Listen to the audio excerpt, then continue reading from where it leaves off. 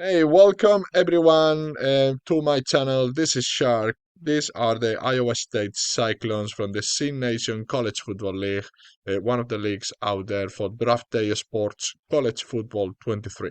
So, in the last few weeks, I had a lot of inquiries about this email, about player performance and what these numbers really mean and how much attention we have to pay to them. So in the first part of the video, we are going to go into that. We are going to try to go deep into that, try to make it some sense and to get some conclusions out of it. And in the second part of the video, I will give an update about the season, which is already ended for the Iowa State Cyclones, and how terrific this season was for this team, and how well we bounced from the bottom of the league to get to the point in which we reached the playoffs. Yes, yes, you hear well. We did reach the playoffs. So we are quite happy for how this year went.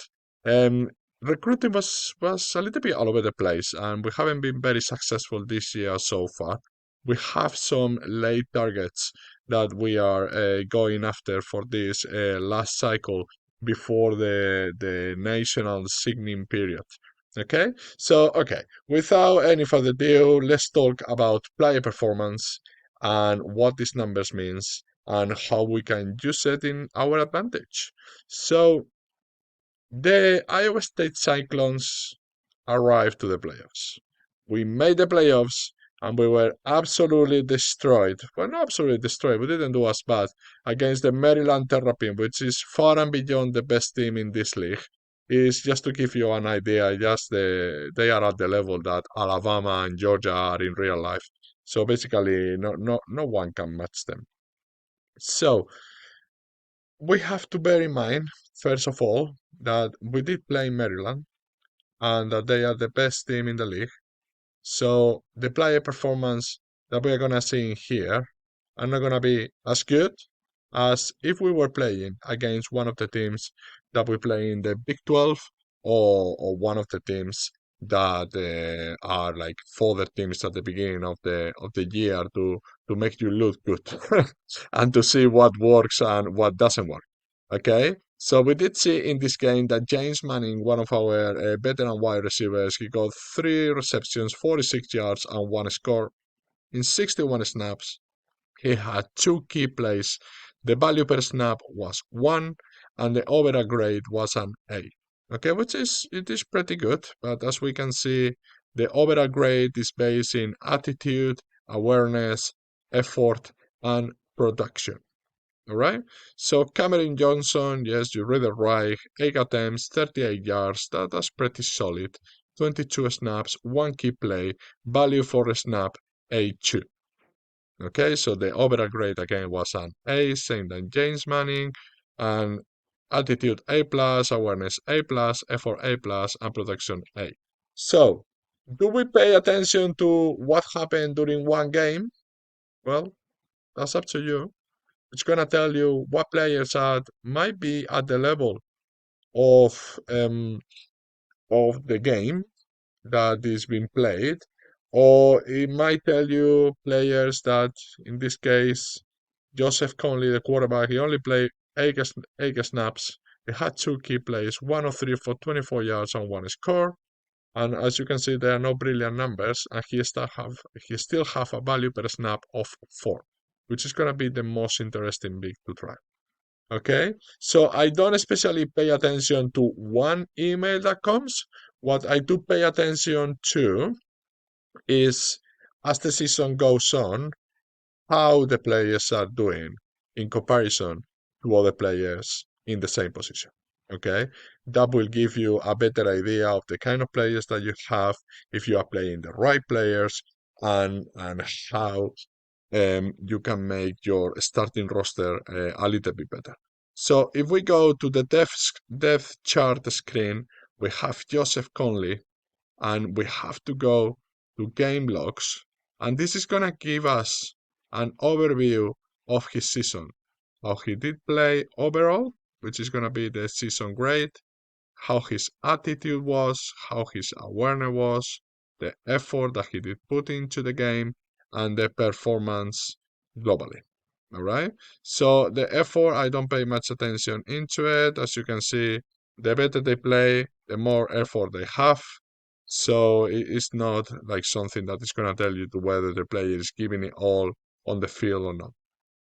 Okay, so what we're gonna pay attention to is the performance, the value per snap, and the season grade. All right. So we see that Joseph Conley, he had a pretty decent season.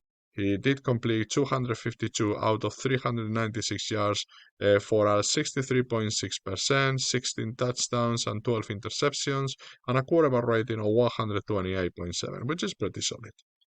Okay, so we see that he had 938 snaps.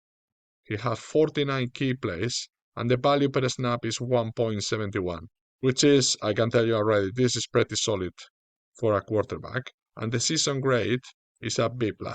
Okay, so now if we come to Gerald Tibbetts, we are going to have our first surprise, because I did have a look already, and in his season grade is an A.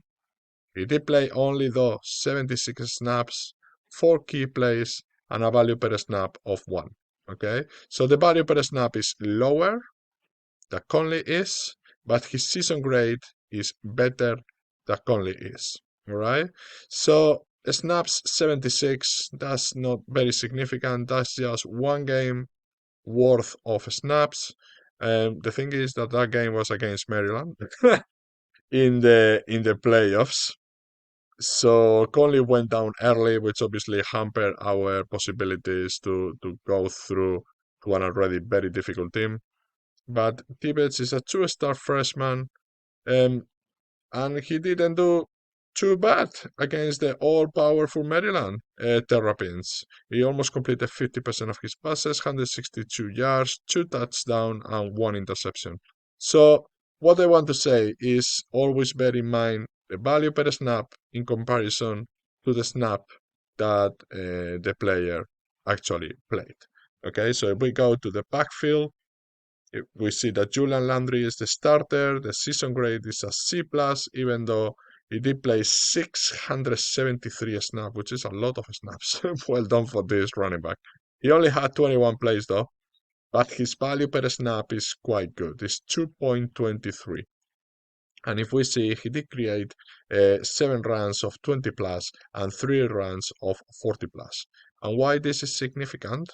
Because even his value per snap is 2.23, he did break the 1,000-yard mark and he did score 8 touchdowns. And if we come to Keith Reynolds, which is his backup, his value per snap is shot to the roof. 6.31. But yes, you guessed correctly, he did have 20 rushing touchdowns. Okay? And why this is significant? Because if we come to strategy and we come to game planning, we can see that our goal line back is indeed Keith Reynolds. And therefore, he's going to have a lot of scoring opportunities when we are close, and he executed them. So that's the reason why he has this massive value per snap, and he has this wonderful season grade of an A. One of the best seasons you can see from a running back. He did cross the 1,000-yard mark. His average was better, but bear in mind that his snaps were not half, but almost the third part that what Landry had. Okay, we did make a change in the middle of the season, if you remember, when we did swap James Manning, our veteran wide receiver, to the third position, to the slot position in the depth chart. He had 700 snaps, and his value per snap is 1, and his season grade is B+. And what is important for me is the number of catches that he had in comparison to the targets. Okay, so he had 42 catches in the year out of 69 targets for 515 yards and 3 scores. So if we come down to Felix Lohorn, which was the player that we switched James Manning with. At the end of the season, he had same value per snap, roughly similar snaps, P plus grade. However, for me, this is better because he did grab 49 catches out of 72 targets for 613 yards and again 3 scores, but just 1 drop. And if we come to James Manning, we can see that he had 6 drops. So if you are throwing the football, I expect you to come down with the football. Okay, main difference is the height, 6.3 versus 5.11. So I'm starting to generate the idea. If you see his stats, so 84 speed, 85 agility, 77 skill position, and 87 hands. And if we come to Lawhorn, he is pretty similar, but his hands are significantly lower, but his skill position is significantly higher, and his height is significantly higher. So my working theory at the moment, this is just a working theory. I'm not affirming this is true, okay? But this is my working theory, is that height highly impact number of catches. And why do I think this? Because if we come to, I think was Donald Schuller? Yeah. So Donald Schuller, he has lower physical traits. He's more intelligent and has better hands. Yeah, that's true. But his skill position is just 60. However, his catch ratio is amazing. It's 48 out of 68 for 481 yards. And if we come to the game log, he has a value per snap of 1.29. So he is already doing better there and with a pretty similar number of snaps that Lawhorn and Manning are doing. Okay, season grade doesn't catch up, but he's just a sophomore and he only had 2 touchdowns. So because Manning is going, because he's a senior, Schuller is going to go into the slot position and is going to challenge Lawhorn for the top position. And if we come to Tony Apodaca, he did have a season grade of B, value per snap 120, and again, he's slightly higher than Manning, but his physical traits are much better. Intelligence a little bit lower, hands a little bit lower, but player skill higher. Okay, so I prompt you just to go through your roster and try to make sense of if the players that you are playing. If we go to the cornerback position, Caleb Steen, we had a fantastic freshman season with 5 picks. We can see that his season grade is a B, and he had a 2.50 of value per snap, which is brilliant. It's really good. Anything above 2 is brilliant. And the important bit, he had 1,000 snaps.